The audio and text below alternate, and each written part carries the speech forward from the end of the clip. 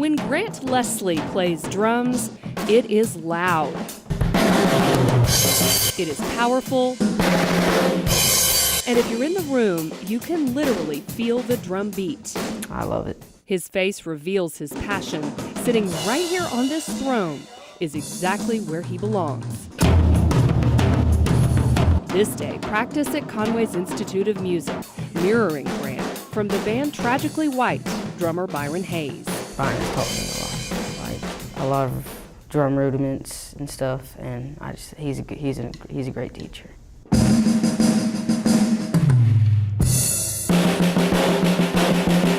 Grant is like any teenager. He worries he's messing up. He frets over how it all sounds. He's self-conscious. Nothing remarkable about that, but what makes him so extraordinary is what you don't know. At birth, Grant was diagnosed with a rare condition. The doctor automatically knew that he had a condition, arthrogryposis multiplex congenita. On the Miracle League field this day, Grant plays out his other passion, baseball, where you can clearly see the effects of his diagnosis.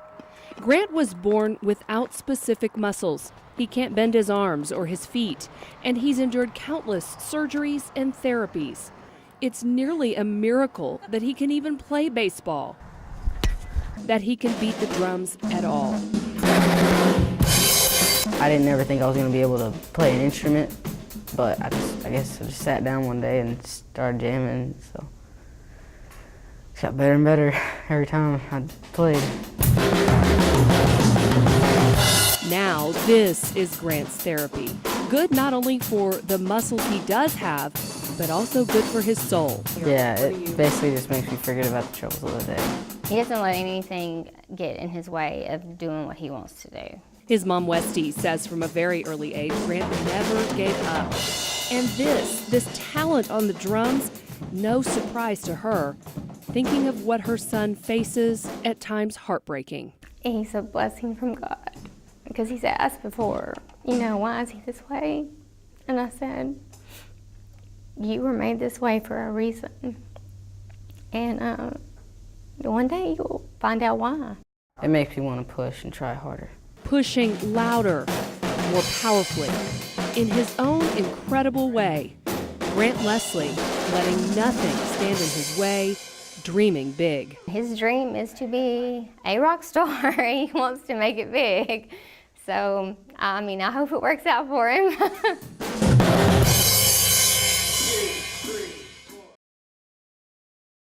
Shannon and Josh Newton, along with their biological children, 6-year-old Nash and 4-year-old Nyla, make up the picture-perfect family of 4. Ours was definitely a journey of faith. But things changed. About a year ago, Shannon saw a news story about foreign adoptions. We are taking you to the United States of America. And we're going to be a forever family. Her curiosity piqued. She wondered if there was a need in Arkansas. Her computer research took her straight to the Arkansas DHS Heart Gallery. As I scrolled through the images of the little thumbnails and the paragraphs about, their favorite color and what they like to eat and what they want to do when they grow up, I completely lost it. Shannon began a conversation with her husband, and after months of discussion, they decided to begin the adoption process, and they wanted a boy aged 9 to 13. We had hypothetically selected 6 boys that we would begin praying for and perhaps would lead to them joining our family. And David was one of those 6 boys. David, a young man aged 16, whom we featured back in August in our Place to Call Home series. If I choose to look on those things, what hope would I have? When we shared David's story from Little Rock's Big Orange restaurant, he desperately wanted a family, but at his age, he wasn't sure it would ever happen.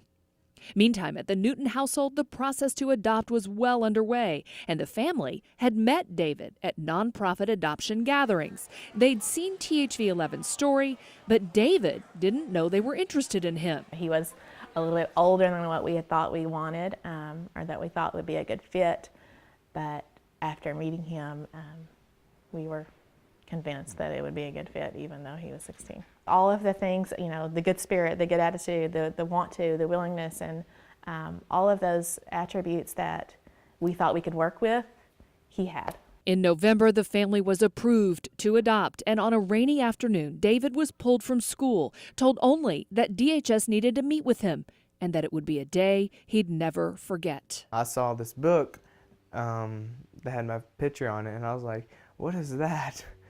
Because they had it in their bag, and I looked down and I saw it, and I was like, what is that? And my eyes kept on going back to that, and they were talking to me, and then they took out the picture and like, well, there's a family that wants to adopt you. And I was like, what?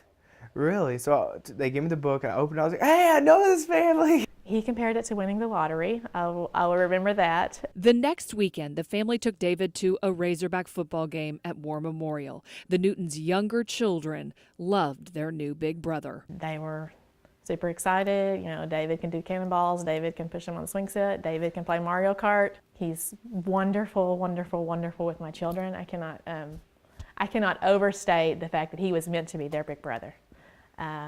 It's been completely emotionally amazing. So this is my room. For the first time now, David has his own room. This is a picture of my mom. There are reminders from his past. David hasn't had a family in 10 years, and he's lived in a group home for 6 years. I was really excited, really happy to leave, but then on the other hand, I have been there for so long, and it was like a second home to me. I was used to the unknown, so but this is one of the best changes in my life ever. This is a loving family. It's nice, and I really love them. A lot of firsts now for a young man who just months ago was preparing to face life alone. I'm the oldest. That's the first. There's so many of them. He now treasures the book his adoptive family made for him. In one of the photos, they snipped their family photo in half and placed David right in the center. We went through a series of things to get us where we are. David went through his own series of things to bring him to where he is, and we're all where we're supposed to be today. I'm really looking forward to the holidays. It's been a long time since he's been in a home with people that love him for Christmas. The best thing is you have someone who is there to support you no matter what. It feels like, that's the way it's supposed to be. We are a Newton family of 5 now. 1, 2, 3. Whoa! Any kid loves the state fair. Whee! The slides and the rides. The food and the fun. I like it. But by the sounds of it, 8-year-old Carrington is having the time of his life. I'm lucky I'm alive. One look at his face on the bumper cars, It's gotta be not good. Whoa! or a listen in as we're strapped into the jungle twist. And it is clear for this third grader, this is a day like no other. The best day ever. The best day ever. Best day ever, he says, so far in Carrington's short life, who says his real best day will come when someone brings him home. I want like a nice family that take care of me and like little brothers so I can play with them. You ever been on a Ferris wheel before? No. No. Never been on a Ferris wheel, never had a family he could count on. Carrington's been in foster care now for many years. Whoa! Isn't that cool? Yeah, I can see everything. And he survived 2 failed adoptions. It feels like I'm all alone and stuff. Feels like I'm all alone, he says, with no place to call home. Still, keeping a smile. Some are coming. Some are coming. Feeding the goats this day at the state fair, hoping his real best day comes very soon. There you go. Well, it's hot. I mean, it's middle of the day. Just about every week, We caught them on a crankbait all right the other day down here. you'll find 26-year-old Hunter Bogman Love it. Favorite place. on the Arkansas River. At peace, at home. I feel like I'm doing what I love to do. The outdoors, his passion. My whole family fishes. I've grown up as long as I can remember fishing, and I hunt just as much, and it's just a way of life. A way of life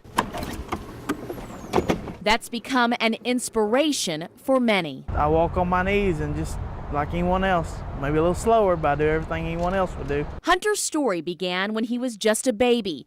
At 9 months old, he contracted bacterial meningitis. They amputated both legs below the knees, all fingers off my left hand and partial fingers off my right.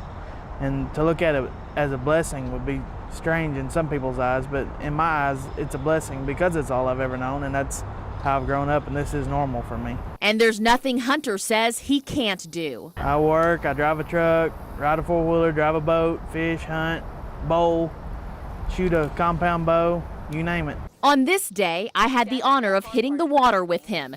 It's here where Hunter feels he's on an equal playing field with everyone else. I'm just holding the rod across my left hand and just kind of pick up on it like that, and then when I cast, it's just, I grab it like this and kind of push with my left hand on the rod. Hunter's now made it his mission to help others. Several people are paralyzed, veterans, spina bifida. Hunter is the director of funding for Dreamcatcher Outdoor Adventures. The nonprofit, which relies solely on donations, takes adults and children with physical disabilities or who are terminally ill hunting and fishing at no cost. Hunter went on the group's first hunt back in 1999. And to show them that it's okay, you can still do whatever you want to do. You just got to put your mind to it. It's rewarding. As for the future, Almost. Hunter hopes to become a professional angler. And with his alluring attitude, he's sure to reel in a lifetime of success. Stay positive is the biggest thing. Stay positive, and if there's a will, there's a way. And Hunter Bogman is living proof.